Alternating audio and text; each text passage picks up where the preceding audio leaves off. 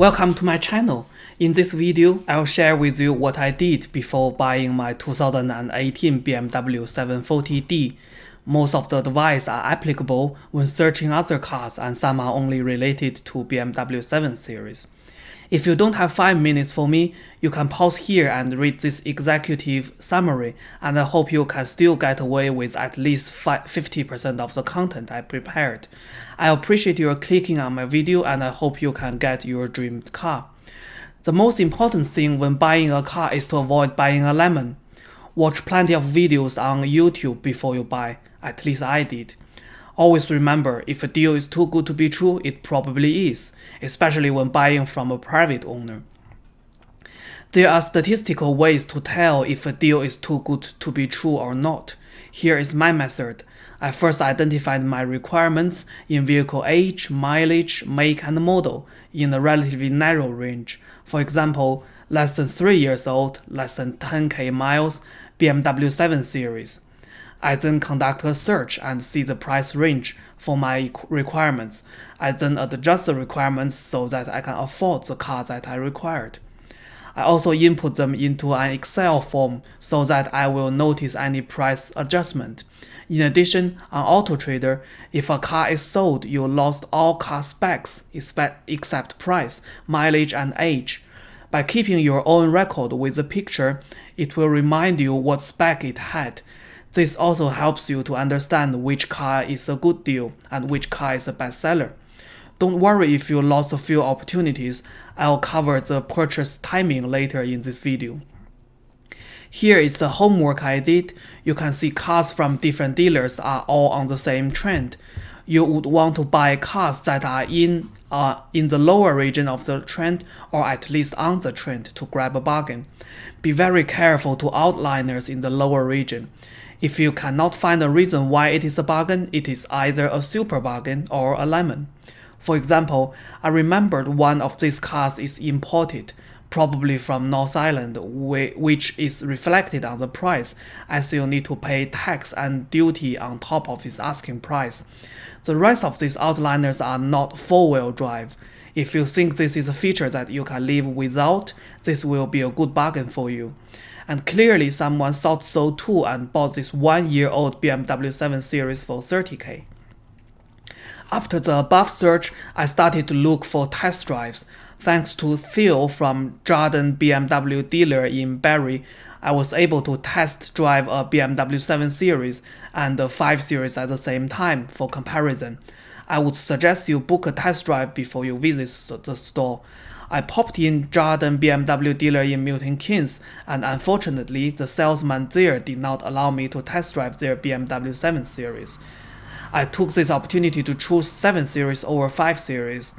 This is mainly because of the more luxurious feeling interiors. Then I did more research with refined requirements and finally decided to purchase my 2018 BMW 7 Series. Another important factor to consider when you set yourself a budget is the possible hidden costs. Take a look at these items. If you haven't considered it, you should. For me, the main concern is the repair service cost, but I believe I can save some money by doing some of the repairs by myself. Last but not the least, if you are unclear about anything, you should ask. Ask car owners through your friends or on owner forums. Look for car reviews and dealer reviews on Google. Worth mentioning that there might be biased reviews, especially during the COVID period. You should still consider a dealer with 2-star review, but you need to pay extra attention to pitfalls that are described in bad reviews. You could also leave a comment and discuss with me and other audience. Towards the end of the video, I would like to talk about the 1/3 principle. I find it to be a quite scientific approach for real-world problems. This can be applied for seeking cars, finding a partner, and so on, where you cannot go back in time to make a choice. What you missed is missed, and in the meantime, if you committed to one, it is hard to switch to another when a better deal appears. Under these circumstances, you should gain a better understanding of what is good and what is bad, within limited sampling time, and 1/3 of the time you have seems to be reasonable.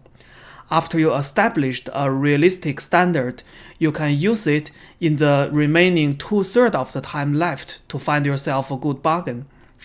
But be aware, for purchasing cars, you should be looking for a car that best suits your need. For example, find a car that has all the functions you need and with as little as possible fancy functions that you do not need. As a result, most of your money are spent on features that you actually want. If you find a deal that is too good to be true, you should step back and think more if it is a trap. I have to admit that there are a lot of good cars at a great bargain where the owner is looking for a quick sale, but remember to use your own judgment. Lastly, I want to give you my reasons for my choice. This might only be relevant if you are considering to buy a BMW 5 or 7. I decided to buy a 7 Series over 5 Series as it has very similar price range, but 7 Series has a much better spec, such as soft closing doors, full interior leather, air suspension, flagship model. I also understand that paying similar for a much better car comes with disadvantages, such as high depreciation and high repair cost. Since I intended to keep the car for the next 10 years and will conduct proper maintenance, depreciation won't matter, as a 13-year-old BMW 5 and series probably will be the same price again. I also did engine oil change, spark plug change, and brake pad changes on my old car, and I'm confident on my DIY skills on repair and service this car by myself. This will save some operational cost of owning this car. The purpose of this car will be 10-mile daily commute and very infrequent holiday travel, especially when we get visited by our parents. The business feature of this car will be more comfortable in the back seat for our parents. My final tuned spec was to look for a car that did less than 20k mile and is less than 3 years old. This is because I wanted to be relatively new in age, while a little more mileage won't hurt, as I won't put much mileage on this car by myself. I also decided not to purchase a long wheelbase car as it is too long. UK parking space is usually 2.4 meter by 4.8 meter. A normal 7 Series is 5.1 meter, while a long-based car is 5.26 meters. You will have more trouble parking if you use the car for domestic use. xDrive is BMW language for 4-wheel drive. Expect to pay a higher price for this feature. 740 and 730 shares the same engine, but 740 has 2 turbochargers instead of 1 on 730. I only choose 740 as the bargain I encountered is a 740. I would also settle for a 730 at a cheaper price, as I wouldn't need the excessive acceleration anyway. Same reasons for I'm Sports. For other high specs such as Harman Kardon sound system, 360 surrounding view, massage chair, I can only say it is good to have them, as such advanced features cost a lot to add when buying new, but don't worth much at used car market.